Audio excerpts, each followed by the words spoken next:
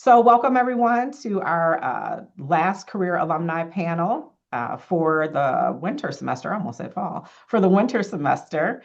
Thank you to our panelists for joining us today, and thank you for those of you who have joined us to hear insights from our kind of recent graduates, right, in the last couple of years. Um, I just want to kind of kick it off with having everyone introduce yourself, kind of talk about what your major was when you were here, what your role is now, what company you work for, and your role. And we'll kind of start with you, Madison, since you're first on my screen. Absolutely. So, good morning, good afternoon, everyone. My name is Madison Griffin. I am the assistant manager for University of Michigan Credit Union, specifically our Flint branches. And I graduated from the university in May of 2025 with a Bachelor of Business Administration with a concentration in finance. Awesome. Awesome. Thank you. Alex. Hi, everyone. My name is Alexander White. I graduated in 2024 with a degree in operations and supply chain management. And currently, I'm in Parker Hannafin's leadership development program for supply chain. So basically, I'm in my first year right now, and I rotate around the country. And then at the end of the program, I'll get placed permanently. Nice. Nice. All right. Last but certainly not least, Wayne. Good afternoon, everyone. My name is DeWayn Allen, Jr. I currently work for Dayton Freight Lines in a HR leadership role, and I cover the region, which is just for us, our company, Indiana and Michigan. I graduated from UM-Flint, a little older than these two. I graduated in 2022 with a bachelor's in business administration, majoring in marketing. And yeah, that's a little bit about me. Okay. All right. Well, appreciate you all. One thing about today that I want to share with our students that have joined us is that we're going to ask questions about really about your career path, right? We're going to talk to our panelists about their career path, their transition from the classroom to real world. So you're going to learn a lot today. So take some notes. And certainly at the end of the call, if you have questions, you can put them in the chat before the end of the call, or at the end, feel free to come off of mute, come on camera if you feel comfortable to engage and ask questions. So we'll go ahead and get started. DeWayn, since you were last, I'll make you the first for questions. Let's talk a little bit about your career path. So you mentioned that you majored in marketing, but your role is in HR. Tell us a little bit about if that was your first role after graduation and how did you land it? Yeah, so it wasn't my first role right out of graduation. So when I was going to U of M-Flint in my junior year, I started working for Dayton Freight. Okay. And I actually worked for UPS before Dayton Freight, so that's how I got like the introduction into this industry.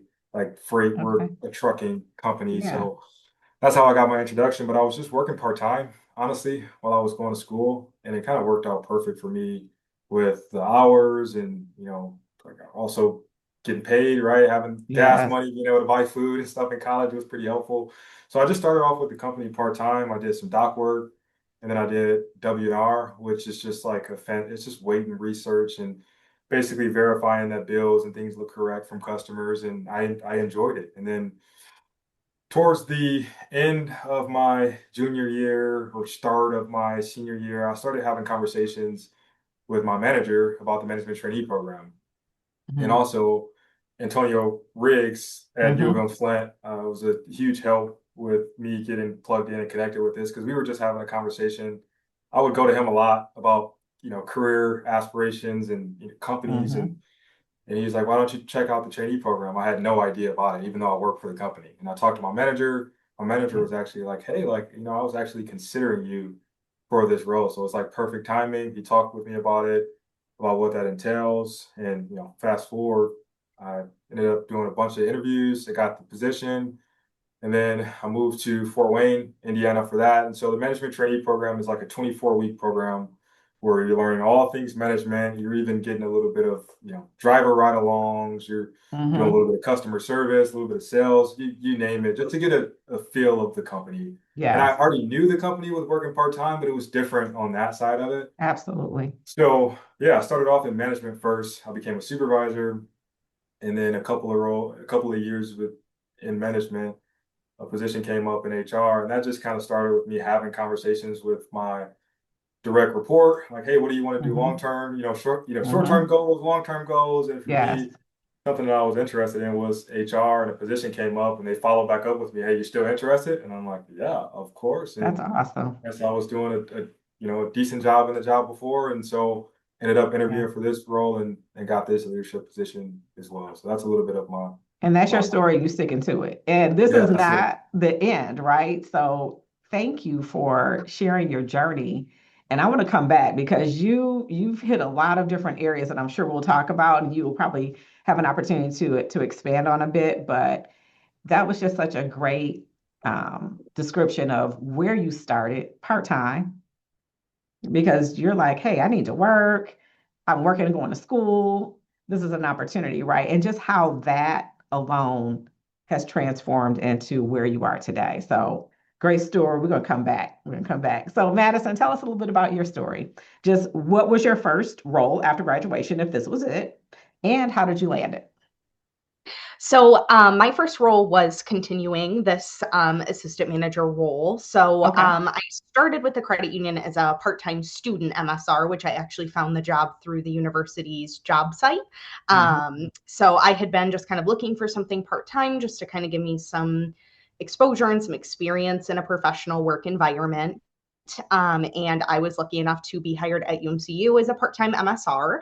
And from there, I worked my way up to a full-time MSR in my junior year of college. And then by January of last year, a few months before I graduated, I was promoted to our assistant manager role here at the Flint branches. So I was really able to grow into this role by just kind of consistently applying feedback that my leaders gave to me, really taking that initiative to learn, and Mhm. showing that I was motivated to not only keep learning, but also kind of balance those two larger responsibilities on my plate at once.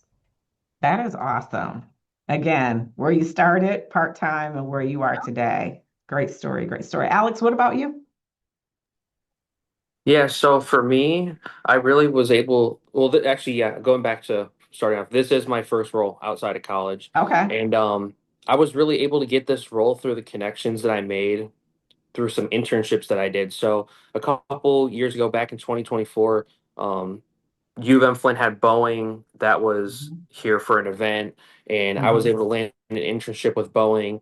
And one of the suppliers that I worked with during the internship was Parker. So I was able to use my connections that I made through my previous internship to get in with Parker. And it made the just connecting with people there at Parker, it made like the interview process like seamless, and it just Yeah. seemed like a great fit from the beginning. That is awesome. That's the common theme if you think about it, right? So for our guests that are listening in, connections. Hmm. Put that word down, something that look at it, put it on your board, put it on a sticky note, because connections is how we make moves at the end of the day, right? And you probably hear people talking, your professors, me, if you've talked to me, and anybody else, things that you read, right? It's about making those connections, building your network. That's another way to say it, right? When you're building your network. But the people that you meet, you want to take those conversations and move on them, right? You want to connect with them on LinkedIn. You want to continue the conversation and share what your interests and goals are, because people remember that. And like with everybody here on the panel, it's worked out, right? So you heard a little bit about their story. So thank you, Alex, for sharing that. Internships are important too, right? If you're working part-time, look at the organization that you're with, because there could be growth opportunities with them as well. Um, Transitioning to the workplace from school. And I know some of you were working part-time, right? But still, I think there are some opportunities here to kind of hear from you on this. What was the biggest adjustment moving from college to full-time? Like DeWayn and Madison, I know you all were working part-time with organizations pretty much that you're with now. But you were going to school, working part-time. But then what did that transition look like when you started working full time, right, from college to career? Madison, let's start with you. So for me, the biggest adjustment was just the difference in accountability, consistency. In college, things are very much like a wave. So you have things constantly changing, ever evolving. A full-time role, you really have to be ready every day to kind of jump in and learn. So there's more building blocks. So it's not just the one course and then you're done with that subject. You might not have something that you're great at that you might just have to keep working towards. So that was something for me that was very, very difficult. But learning how to stay really motivated and disciplined with yourself was how I kind of got through that adjustment and over that hump. Great point. Great point. How we study and the assignments that we complete and how we manage our time for school. Yeah, there are some transferable skills and approach, right, on how we do things, but you bring up a really good point. Working full time, time management, got to be at work on time, but also when deadlines are due or when things are due and setting those deadlines for yourself, right? Sometimes when you don't get a due date, but just being ready, right? Being ready and knowing what you're doing and knowing how to answer questions if you're asked about an update that maybe wasn't scheduled, but just being aware of those things. And you learn that along the way. It's not things that you might not learn in class, but just being aware. And that was very good nugget. What about you, DeWayn? What was the biggest adjustment from moving from college to a full-time role? Yeah, I think it was maybe a little bit easier with working, I would say part-time. I don't really know any other way because that's what I did. But I would Mm-hmm. say maybe that was a little bit of advantage with already kind of being in the workplace. But I would kind of piggyback off of some of the things that Madison mentioned. I kind of jotted down some things, right? Like the accountability, the consistency, the discipline. Like it's just Mm-hmm. different than college. Like a big thing that I thought about right away was like, hey, no summers, right? Like, hey, you still get summertime, it's still warm, but Right. it's not like, oh man, I'm done with class. Let me just go and have a good time, right? It's like no summers, right? It's no like, Monday through Thursday, depending on the job that you have, right? Maybe Yeah. there's like a Monday through Thursday type of work week. But yeah, it's just that was initially pretty tough for me to get adjusted to with realizing like, hey, I gotta make sure like my time management, things that Mm-hmm. I'm prioritizing, I gotta make sure this is in line. I gotta be Mm-hmm. disciplined and also still like lean on my family and friends, like not feel like I'm in it on my own. Like I did move to a completely different state and city with, Fort Wayne, Indiana, and that was a little tougher with the transition, but leaning on my support system and Mm-hmm. resources helped make it easier. But I would say overall the time Yes. and that difference with how college is set up compared to the Yes. Flint, that was Yes. that You was bring a up a good tough. point. I didn't even think about that. Summertime, a lot of times if students may not take a class and it's like, whew, I have a break. Yeah. Summertime, I'm about to just hang out, maybe go on vacation with my family or just absolutely do nothing, whatever that is for you. But you're absolutely right. Working a full-time role, you're in it. There's no summer breaks. I mean, unless you're into education, you're a teacher or something like that, even then. I have friends that are in the school systems, and their summers are still can be kind of busy. They may have a little bit of time off, but it's still busy. So we're adulting, when we transition from college to career, and that responsibility can be eye-opening. So you definitely have to be ready for that. Thank you. Alex, what about you?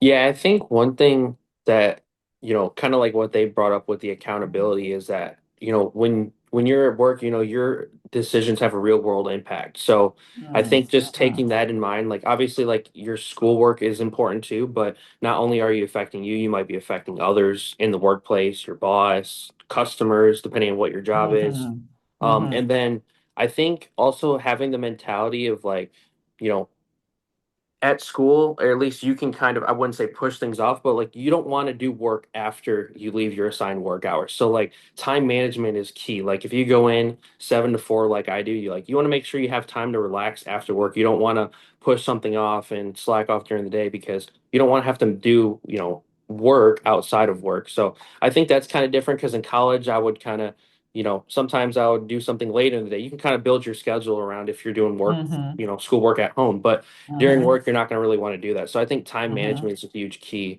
And then also, Mm-hmm. with work, you do have important deadlines. You might have a report that needs to get out at a certain day or month end sales or whatever the case is. So time Mm-hmm. management is a huge thing. And Mm-hmm. I think the skills are used in both, but maybe in slightly different ways. Absolutely. Great point. Time management, definitely a common theme here. You bring up a really good point, Alex. Um, how you've done things in terms of managing your time as a student will be completely different. You may not have an opportunity to do things at home. You may not have login access from Hmm. home, depending on where you're working, who you're working for, what you're doing. So definitely managing your time, using calendars, your to-do list. I mean, everyone has a different method and way of by which they manage their time. But learning from others, be it your peers at work, your friends that are students working full-time roles, planners. I mean, everybody does it different. I'm a sticky note queen, but I'm also a list. I'm a calendar queen. I mean, I use different methods, right? But those things help me stay on track, and everyone's, way of how they manage their time could be different. So, but time management, common theme again, put it on a sticky note, look at it. So, discipline, time management, a couple of things we want to look at. All right, Hmm. let's move on to ask this question too from transition from school to the workplace. Alex, what surprised you the most about working in your field? Because you're a supply chain major, right? You've been in supply chain from the internship with Boeing, now with the organization that you're with. Was there anything that surprised you about working in your field? I would say a lot of people don't actually know what it is as a field, and I think it's kind of a fair statement because the more I've been in it, the more jobs I've learned about because supply chain isn't just one thing. Mm-hmm. It's from the beginning of a product or a service until the end when the customer gets it. So, Mm-hmm. right now in my first role, I'm in production planning. So, working with getting materials in, making sure it gets through the manufacturing process efficiently. But there's a whole other side of procurement. There's a side of Mm-hmm. contracts. There's a side of customer service. There's a side of quality. Like, there's so many different things going into this field. And I think Mm-hmm. it's kind of like that with every major. Like if you go to school for accounting, you might just be an accountant, but there's different areas of accounting. So I think that's one thing that is hard to understand at first. It's like when you look into a field, there's different subsections. So you might not like every subsection of the field, but there Mm-hmm. might be one that fits really well for you. Mm-hmm. Mm-hmm. And the fact that you may start in one position, like Dwayne Hmm. talked about. And Dwayne, I'm gonna ask you this question next, but being able to grow, right? Like you said, subsections, you might intern, and that's why internships are so valuable because you complete an internship and maybe you're accounting. I'll use that, Alex, because you brought that up. And maybe you're interning and doing taxes, right? You're in a Hmm. tax prep internship. You might find, you know what, I'm not really feeling this. So let me try another internship. And that's the time to try it out, right? Try it before you commit, know what you like, but what you also don't really like. And Hmm. internships really give you an opportunity if you have a chance to do that. It's Yep. really super valuable. Dwayne, let's same question for you. What surprised you most about working in your field? I know you majored in marketing, but opportunities kind of came about, right? And as you worked part-time. So tell us a little bit about what surprised you most. Yeah, I would kind of piggyback off of what Alex mentioned, right? Yeah, Like there's so many different subsections within the industry that you don't even think about. Like I work for a trucking company, but I work in, the HR side of it, right? Where right. before I worked in operations, and then within operations, you have so many different roles, whether it's dispatch or whether it's, Mm-hmm. analysis or whether it's Mm-hmm. overall man. So there's so many different positions within that. And I would also say I think I was kind of not in like a mean way. I just think I was just uneducated before getting into this industry on like how essential it was. Mm-hmm. And uh, during COVID, really was like an eye opener where a lot of places are closed, and Mm-hmm. not saying that we weren't, kind of like a little short staffed and hurt, just like the rest of the world was. That was a pretty tough Absolutely. time, but I didn't realize like how essential the trucking and transportation industry was in general. The railroading Mhm. system, just getting goods from place to point A to point B. Yes. Like I did a little bit of digging because I was just curious. Don't quote me on this because it could be a little inaccurate, but it was something along the lines of like 55 million tons of Wow. freight moves daily throughout our system, and that's just insane when you think about It that is. that It number. So is. it didn't really hit me the impact that we have in an industry like this. Sometimes you just get so caught into like the day-to-day stuff with doing your Yes. role, but overall picture. We just play a small part in Exactly. the entire industry. Yeah. Exactly. And you bring up such a good point, several good points. Understanding the industry, and you can do research on the industry, right? But it's not going to give you the whole picture. But when you really get into your role and really understand not only what your company does, but who they serve, and just really understanding that piece of it, but also your job. How does your job impact the organization? How does it impact your customers? And then me mentioning that you're just a small fraction. Think about the products that are coming to us from other countries, right? That's part of transportation, logistics, and things like that as well. So, yeah, it is eye-opening when you just mention how many tons of materials and goods are delivered, probably on a day to day, right? If you really think about that. So don't get mad at the truckers that are on the freeway when you're driving, because they're probably delivering something that you need and want, and that we all need and want, right? So yeah, just move over, let them do their thing, and let them keep going. Thank you. Madison, what about you? What surprised you the most working in your field? So when I had originally applied to the credit union, I had originally thought that being an MSR and kind of being in that teller-like role would be Mm-hmm. entry level and also very math heavy. And I was very wrong on Okay. both of those things. So for the entry level piece first, an MSR role at a credit union, at a bank is going to be a lot more than just how you speak to people and how you hand the money back. It's a lot of deep diving into the relationship with us as a member Mm-hmm. and really kind of learning about them more than just on a surface level. Mm-hmm. So that was something that really surprised me about working in the field, but something that I have really come to enjoy. And then for the math portion, I was not very math heavy in high school or college. I really Mm-hmm. struggled with it. So something I was worried about is I'm going to have to be super proficient at math. I'm going to have to learn all of these new super hard technical skills. And that was not the Mm-hmm. case. Most of the Mm-hmm. technical skills that they do teach are there's procedures and there's guides with those. So, and usually there's visual aids too. So that Mm-hmm. helps. I'm Mm-hmm. definitely a visual learner, so that's been nice to have. But then the other thing that really surprised me was just how much growth really comes from feedback. Um, Mm-hmm. so I expected to kind of learn those technical, like quote unquote hard skills, but I didn't Mm-hmm. expect the soft skills to play so much into my day to day.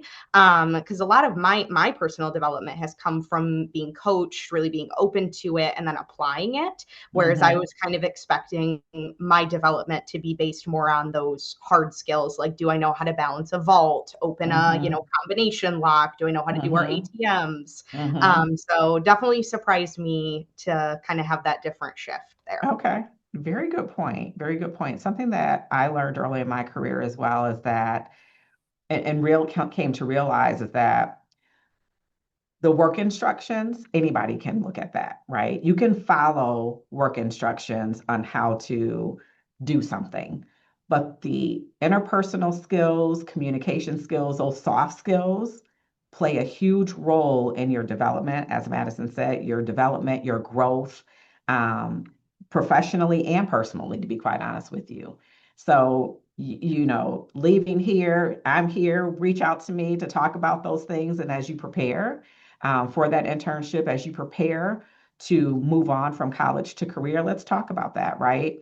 You're going to learn things and grow along the way. So don't feel that you need to be perfect and check all 100 boxes, even more when you leave here. But being open, I love at Madison, you mentioned being open to feedback and then applying that feedback. Constructive feedback is a gift. Feedback is a gift. When you don't get any feedback, then you need to worry because you don't know and you don't know what you don't know, right? You continue to do things as you have been doing, which may not be the best approach, right? Moving along the way if you're looking to grow professionally and personally. All right, well, let's move into when we talk about skills, skills and preparation. Um, what skills, Madison, since you were last to talk, what skills from college have been most helpful in your current role? Now, you talked about, what you learned in finance and things like that and thought that that was going to be a lot. But what other skills have you learned from college that have been super helpful for you? So time management was the biggest one for me. So just balancing that school and Mhm. work responsibilities just to keep me organized. And then something that really I took from college was working in a team or group work. Okay. I am definitely one to where I do like to be the leader, but I also had never really been put in that situation where I was kind of forced to take that backseat role. So that was something that I really Mhm. um, appreciate learning as a skill is not how to just be a leader and to have those leadership skills, but how do you also be part of a team and lead within Mhm. that team in those Mhm. areas. Mhm. So that was something that college really kind of propelled forward for me and really helped me strengthen that skill. Awesome. DeWayn, what about you? What skills from college have been most helpful for you in your career? Yeah, what I thought about when you mentioned that was I just think back to the network of people that I was blessed to be alongside when I was in college. Mm-hmm. And when I was in college, I became a RA my last year Mm-hmm. and was able to lead a little bit and be amongst a group of diverse individuals and be a leader on that Mm-hmm. floor. And I just feel like that, not saying that that was it, right? I could talk with you all day about marketing, 4Ps, all that stuff. I think that's great. I'm not saying Yes. that that's not great, but like I think high level, just leadership, I think public speaking, people skills, you guys kind of mentioned like interpersonal Mm-hmm. things that it really take you like a long way, some of those soft Mm-hmm. skills. And I Mm-hmm. think that's just been huge in my entire career, like understanding how to speak to people, understanding how to relate to people. Right? Yes. Like I'm just because I'm a leader doesn't mean that I have all the answers all the time, right? So I can really Yes. depend on my people. Like I wouldn't even be in a leadership role if my people didn't need me, right? Help like Yes. to help guide them and help coach them up and get them to the next Yes. level. So I think those skills and just working for not working, but going to a university like U of M-Flint where, it feels like a team. It feels like the faculty Mm-hmm. really care. It's a smaller Mm-hmm. university, so I was blessed to be a part of that and lead the people that I led when I was in the, RA Yeah. position, joined a couple of different student groups with BSU and marketing club and that I Mm-hmm. think all of those experiences and the network of people that I've met at college helped me now in my Mm-hmm. professional career. Nice. Networking. If I haven't already told you to put that on a sticky note, put that on a sticky note. Joining clubs, right? Being engaged.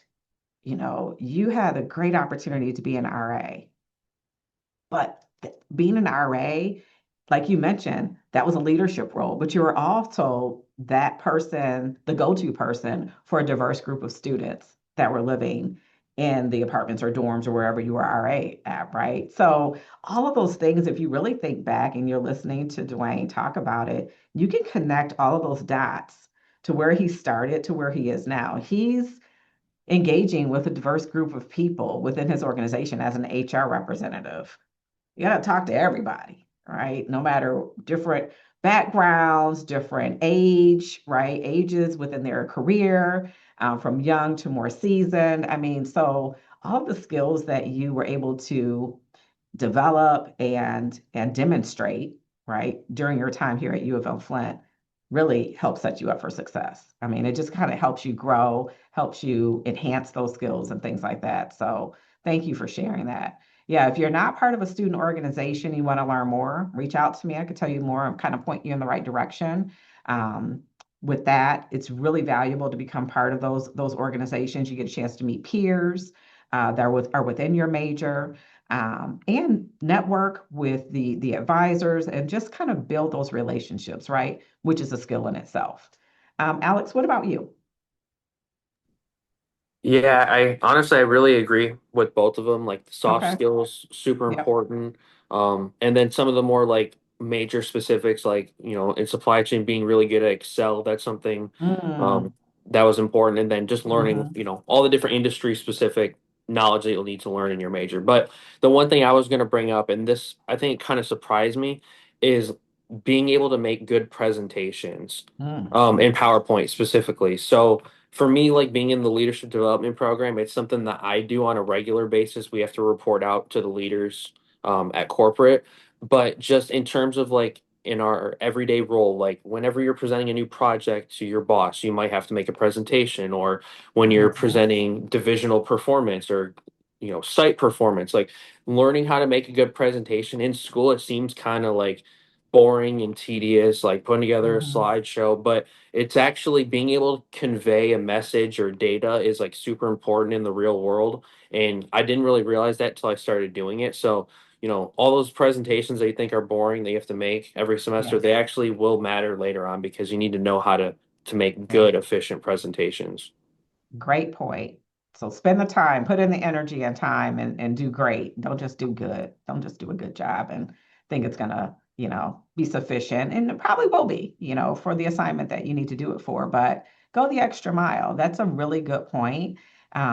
Be it a presentation that you need to create or a presentation that someone else has created and you need to contribute to it, right? And communicating, like you said, communicating and understanding the data, understanding what you're sharing presentation skills and talking and speaking in front of groups of people. A group could be two, it could be 20, it could be 200. So, keeping those things in mind as well. And that's a great, again, another skill that you can build on with practice.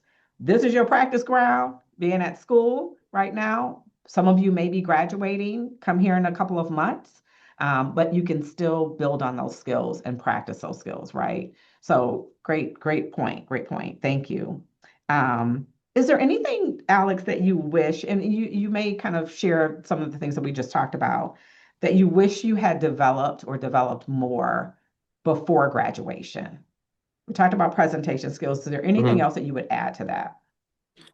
Well, in terms of the networking skills, I think towards the end I did a good job at developing them because it was able to lead me to where I am now. But I think Mhm. I wish I would have started a little bit earlier. Not that I, didn't get where I want to be because I'm happy Mhm. where I am, but I think the earlier you start, the better. Like I didn't start going to career fairs or like getting involved in trying to get internships till like the end of sophomore or sorry, I think like junior semester, the first Mhm. semester of junior year. So I Mhm. think if you can begin like whether you're in your first year, it doesn't hurt. Start attending Mhm. career fairs, even if you don't want to attend, go talk to people.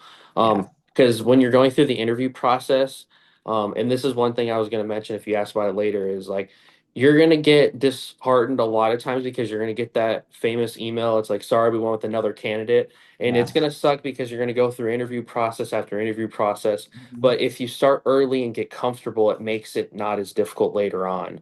And I Mhm. think that's one skill, getting confident with communicating with, recruiters or whoever is going to be at those career Mhm. fairs. Getting started early would really help. Great point. Very good point. Yeah, I wholeheartedly agree with you. Start early. Get comfortable with being uncomfortable. And if you're Mhm. uncomfortable with approaching strangers at a career fair, and I say strangers, I mean like employers and that are here at a networking event, because you don't know what to say, let's talk about that. I can help you with that as well. But getting comfortable early on just really builds that confidence, right? So really good point, Alex. Thank you. Dwayne, what about you? Is there anything that skills that you wish you had developed prior to graduation? I think a little bit more attention to detail and focus on, Excel work, analysis, raw data. It's definitely not, I wouldn't say it's a strong suit for me right now. Like I can Hmm. do it.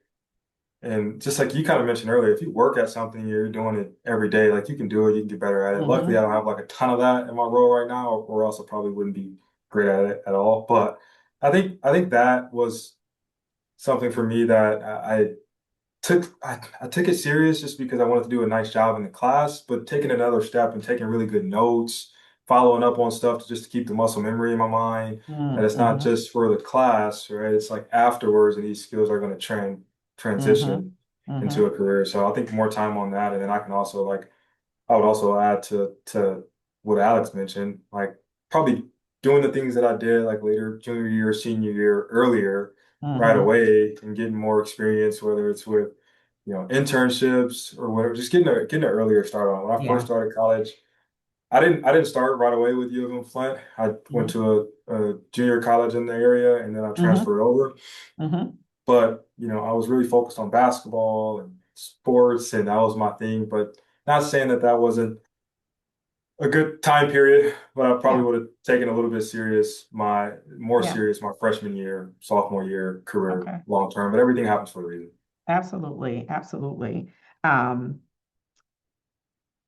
Starting early is another common theme, everybody. So starting early, you don't have to spend all day, right, practicing public speaking or practicing this, but make it a priority. We make things a priority that we really want and things that we really want to do or we really want to become good at. DeWayn mentioned basketball. He's probably the best hooper around Flint, right? One of the best.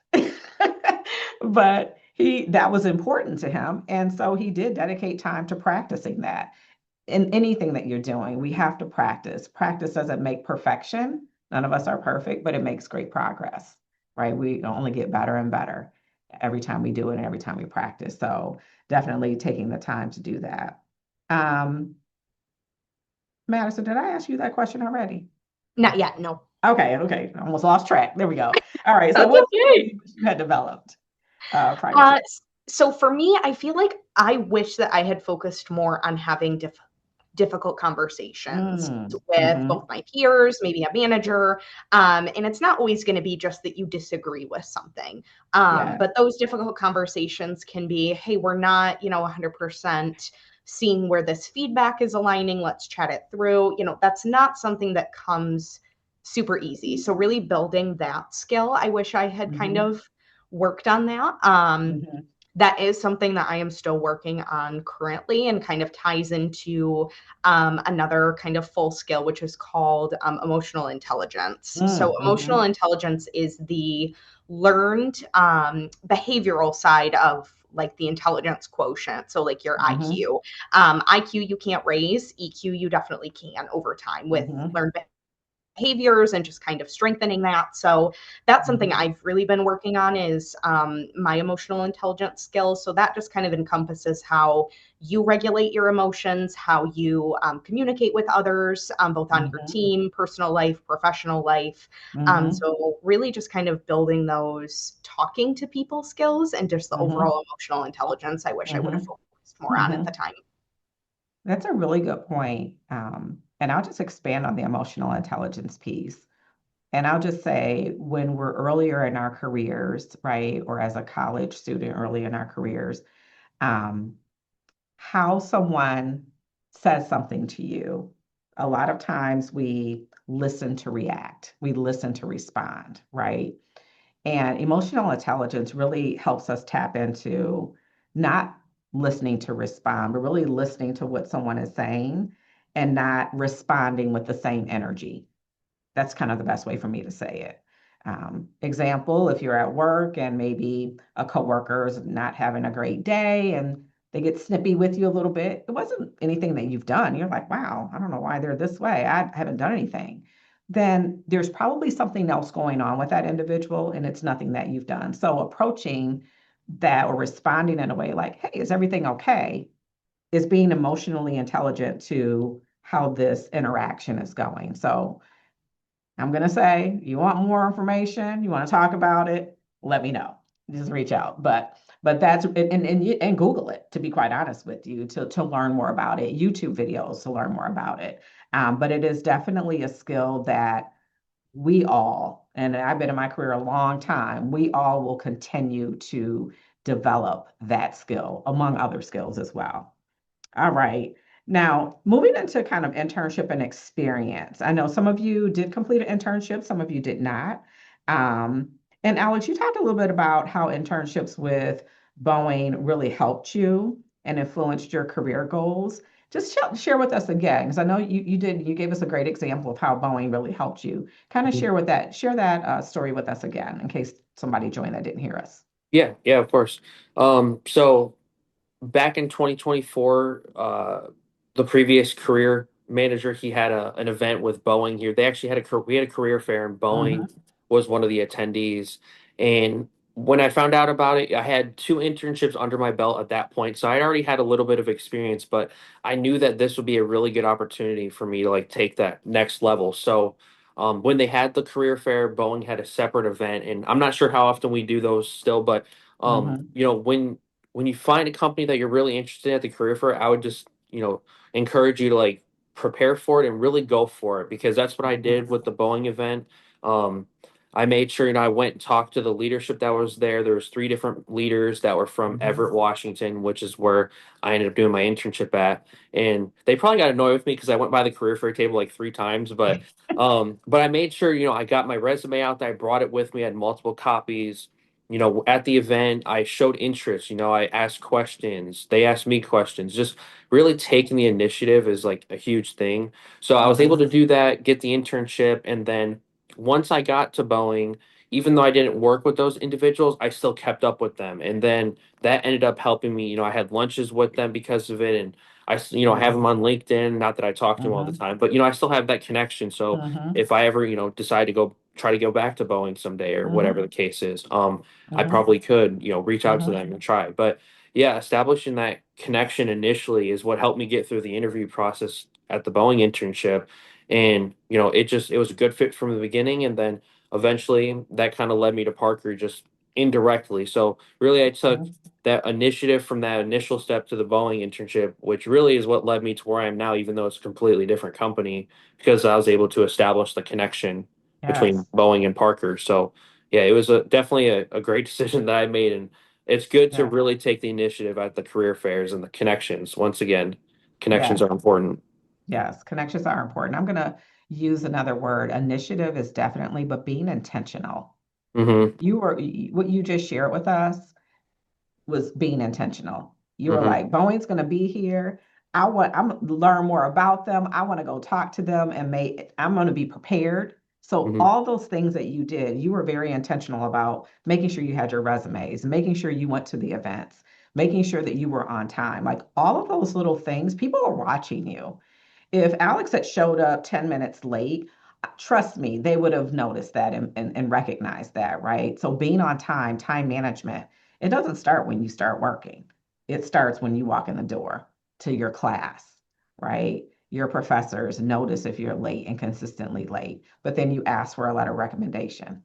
Do you think they're going to be, they might give you one, but all of those things that you're doing and your behaviors make a huge difference now. So start now, because that will transition into the workplace when you need to be on time and practice those things, right? But being intentional is such a key thing. Boeing has come back. They came back this past fall semester and participated. We had an event before the career fair. We had a coffee chat earlier this year. So take advantage of those opportunities. If you're interested in the organization, maybe you're working part-time and you can't make it to the coffee chat. You can't make it to the career fair, but you're interested. Reach out, right? I'm responsible, and Anna is a huge support, but I'm responsible for creating and coordinating that career fair. So any employers that are coming, I'm directly speaking with them. You want to talk to anybody, you can't make it, let me know, because then let's talk about connecting you with them, right? For maybe an informational interview, something like that, right? So don't let that one event, you go, well, I missed it, I'm going to move on and not try. But keep in mind too, the things that you really want to do, you'll make time to do. So if you really want to talk to employers, you really want an internship, or you're looking for a full-time opportunity, and this is a company that's on your target list, then we have to sacrifice some things to get to where we want to go, right? For just in the interest of time, Madison and DeWayn, is there any advice that you would give to students that may be ready to search for that full-time opportunity or even an internship, right? If we have some students that are still kind of maybe I got a semester or 2 left and I'm looking for an internship, or I'm ready to launch into my early career, my full-time opportunity. Is there any advice you would give to them that are still searching? Madison, I'm sorry. So if you are still searching for an internship, I would say the biggest thing is be open and be ready to take that as a future opportunity for yourself. So kind of backpacking off Alex, like he said, if he ever wants to go back to Boeing, he has that kind of door, so to speak. He's got that bridge that's built. He's got that connection. So it's not always, what we're going to use with those contacts or those internships now, but it could be, 10 years down the line, they might be in need of someone on the team, or you might be coming out of that internship and they might have an immediate need. That's how I ended up with a full-time role here. It just so happened that it had opened up and I stepped into it. So you never know what opportunity could be Yes. waiting in the wings for you. So I really just recommend keeping your mind open, being open to the opportunities, and then being coachable as well. Awesome. Thank you. DeWayn, what about you? Any advice that you would give to students that may be looking to apply to new opportunities after graduation, or even those that may be still searching for an internship? Yeah, I would just say doing the research beforehand and not just jumping into it, doing the research beforehand and looking for a company that really has some of those values that you care about, ethics, right, integrity. I think that's a big deal because you can be trained on any job that you go to, Yes. but a company that really, with the integrity and morals and how you treat people, how you talk with people, and that's a really big deal. So that Yes. would probably be at the forefront for me if I was to give any advice. It's just doing the research beforehand, know exactly what you're signing up for. Might be some tough days, right? That's part. Everybody has Yes. tough days, right? So just being intentional with that, like, hey, it's an internship. It's probably going to be 9 weeks or 20, whatever. Just trying to finish it through and gain that experience because employers are looking at that. Right? Like if you are getting a bunch of internships and you're gaining that experience, one of the things they look at is like, how much experience do you have? Well, it's hard to get Yes, experience when you're in college, but the internships can give you that and it get that does. foot in the door. So that's what I would say. Awesome. Yes. Doing research, Dwayne, you brought up some really good points. That research can be beyond their website, right? Understanding who they serve and maybe what they produce or what they do. Looking at the news section of their website, right? What have they been recognized for lately? Looking at Glassdoor, Glassdoor, people I'm going to say report or provide feedback about an organization that they've worked for. You'll get some mixed reviews. If you see a consistent theme of not so positive feedback, right? Negative feedback, then it's something to keep in mind. But you get an interview for that organization. Create some questions around their culture, around, right? You can ask about it, but in a professional way. It doesn't have to be the feedback that one person said, that Alex said, or Madison said, or DeWayn. You won't know who said it, but you'll see the feedback, right? So again, I'm going to say, if you need help with that and creating questions or preparing for an interview, let me know. Reach out. I can help you with that. But doing that research is so important to know who you're applying with, what do they do, who do they serve, and as Madison said, being open as well, but understanding the role, and then of course being coachable. That's huge. That's huge. Alex, what about you? What advice would you give to students that are still searching either for an internship or looking to apply? I guess I agree with both of them. Doing research is important. And I would say, when doing internships in your first role, I would say, similar to like choosing a major, I think that it's good to, maybe experiment. If you, like you mentioned earlier, if you have an internship in tax, maybe your first one wasn't good, but maybe you want to do something customer service related, especially in the Mhm. internships, that's the time to do it. I would say Yes. explore when you have the chance because, when you're living on your own or you have a family or whatever, it's gonna be harder to explore different career paths. But, Hmm. when you're in college or you're in the beginning of your career, and honestly, like I still don't know 100% what I want to do. And that's why me being in the leadership development program, it gives me the chance to try out different roles for, in different Hmm. locations. Right now I'm in Georgia. I moved to Texas in June. So, it's not just the job, it's the location, it's the culture, the Hmm. local Hmm. site or Hmm. wherever you're working at. So I think I don't know if experimenting is the right word, but I guess Hmm. in a sense experimenting when you're younger is a lot better than doing it later in your career just because you Yeah. have more opportunities when you're younger. So I think Yeah. it's a good chance to do it now. Absolutely. And I just want to piggyback on something all of you have kind of said. When you're talking about exploring and doing research and things like that, informational interviews can be really helpful even after you graduate, right? So be it within your current organization. I mean, certainly talk with your manager. If you need some help on how to position that, let me know. But But having an informational interview with another professional in an area that you may be interested in, maybe it's within your major, but I think Alex was mentioning earlier, there are so many, and all of you, there are so many different facets. Think of your major as one big barrel, right? There are so many different aspects of an accounting field, be it at a CPA firm or a large Fortune 500 organization or a small company, right? That can look different and be different within different industries and organizations. So there's so much to think about when you think about what you want to do. I'm still looking at what do I want to do when I grow up, and I'm older than all y'all. So and that means growth, right? It means wanting to learn and wanting to grow and just not getting bored. There's nothing wrong with a person that's in a position that that's what they want to do and they love it and they want to do that until they retire. That is completely fine. There is absolutely nothing wrong with that. But if you want to, you're going to still learn. You're going to still grow, even being in that role for 20, 30 years. You're going to still grow, right? In different ways. But doing that research, that can be done, informational interviews, job shadowing, right?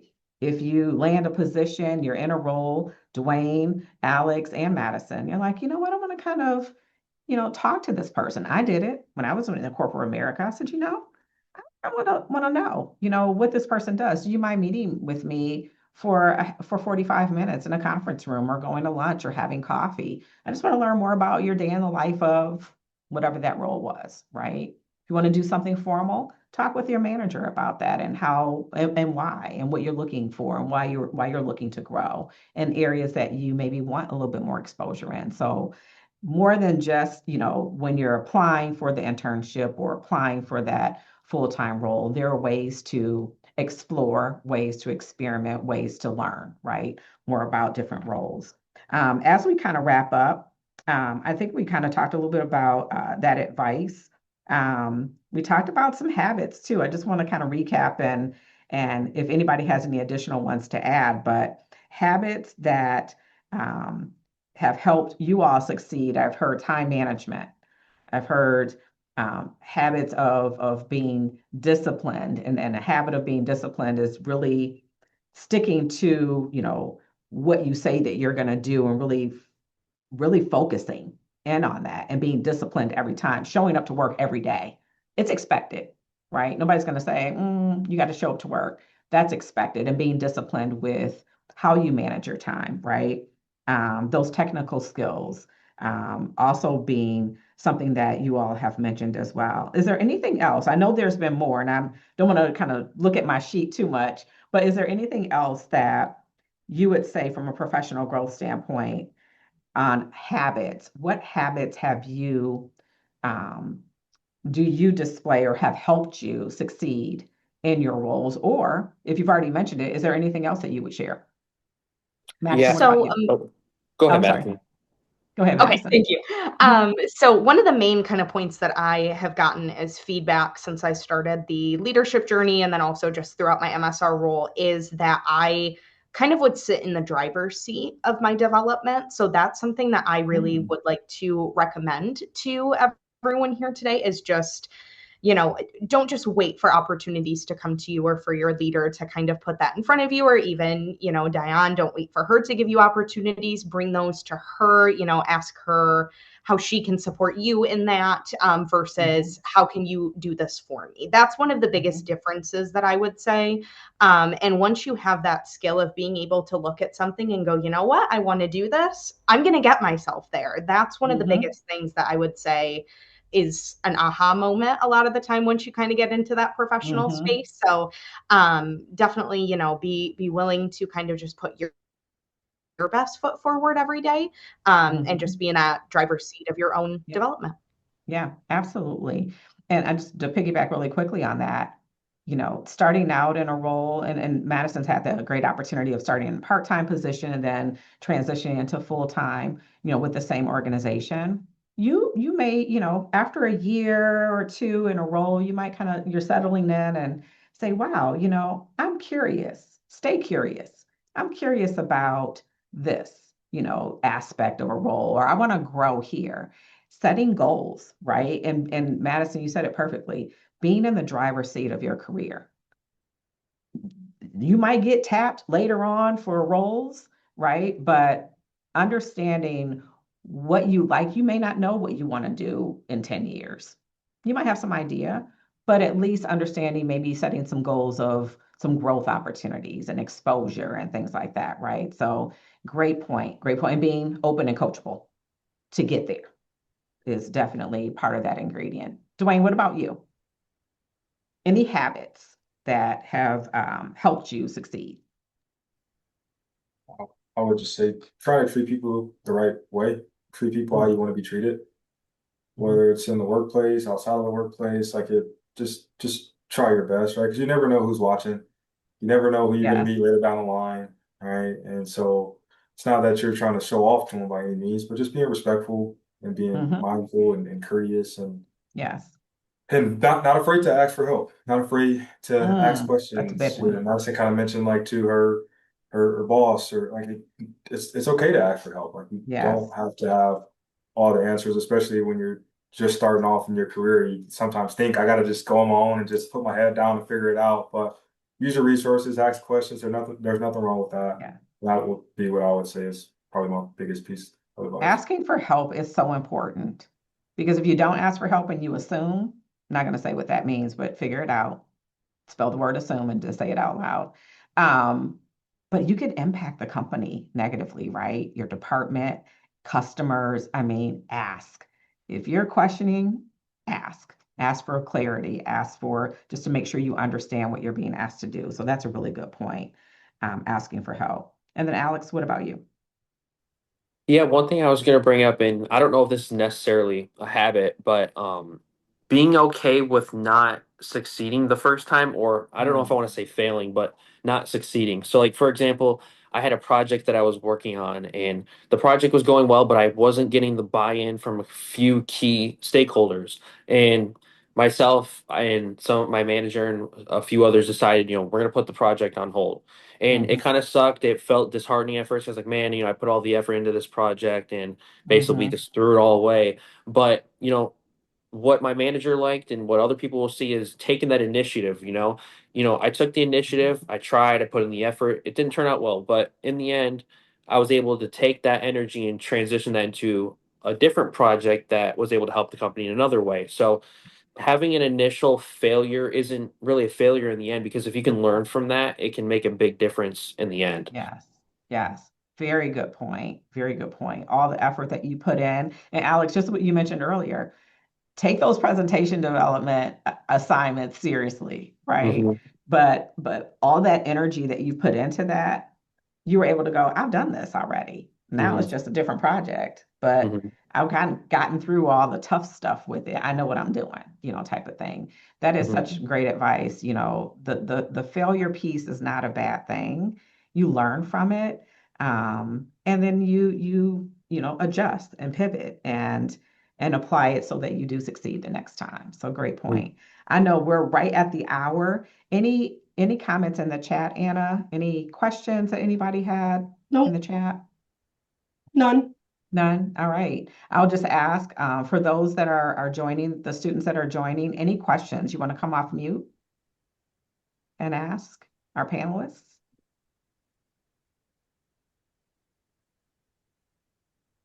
No? Okay. All right. Well, we appreciate everyone. Thank you, Madison, Alex, and DeWayn for joining. Thank you, students, for joining. And again, just a shameless plug out there. I'm the Career Development Manager here with the School of Management. If you need help with anything career readiness, your resumes, interview prep, helping you search for an internship, helping you search for a full-time opportunity because you're about to graduate. If you're already in a role, right? And part-time role, and you're looking that, I want to grow, I want to get some exposure. How do I have those conversations? I'm your girl. Reach out to me. All right. Well, thank you everyone again for your time. Thank you for your advice. This was invaluable. We really appreciate you and have a great rest of your day.